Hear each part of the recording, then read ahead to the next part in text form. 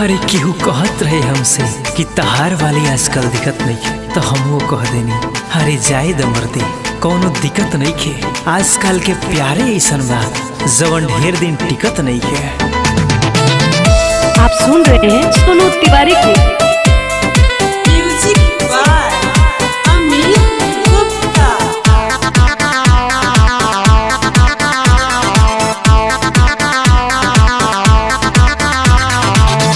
प्यारे कोई रे उ छोड़ के गइल होके हमर ना दोसर के भइल।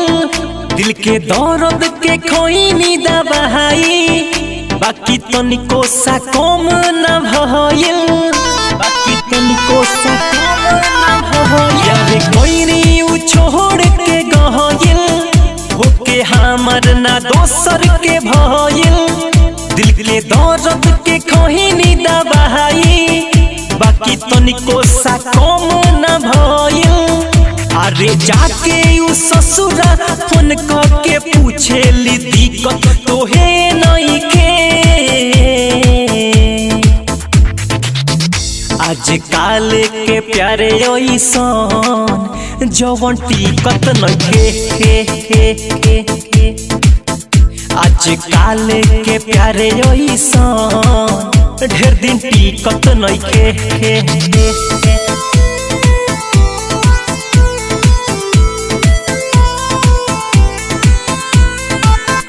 आज काल के प्यारे ऐसन ढेर दिन टिकत नइखे।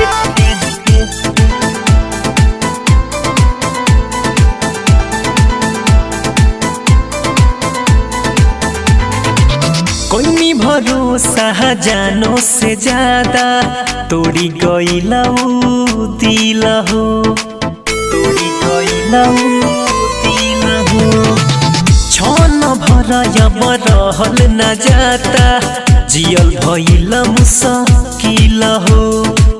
कोई भरोसा जानो से ज्यादा तोड़ी गइला दिल हो।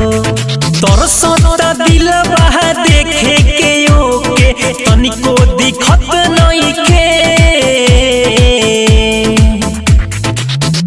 आज काल के प्यारे ऐसन जवन टिकत नइखे।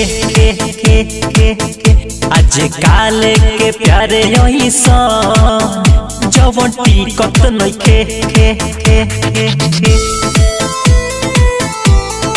Mix by Divyanshu recording studio हवा बाजार।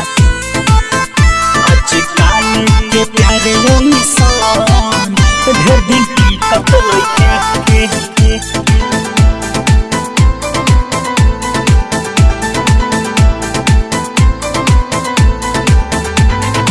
संजय फिरोज के मिलल बा धोखा कैसे यू सह पाई हो। कैसे यू सह पाई हो। सोनू तिवारी कहत बाड़े दिल के हाँ सच्चाई हो। धनराज रुस्तम के मिलल बा धोखा कैसे यू सह पाई हो। जखम दिले बड़ी ऐसन काहे तनिको मिटत नइखे।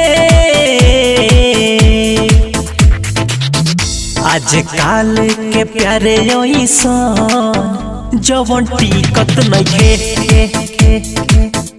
आज काल के प्यारे ऐसन ढेर दिन टिकत नइखे।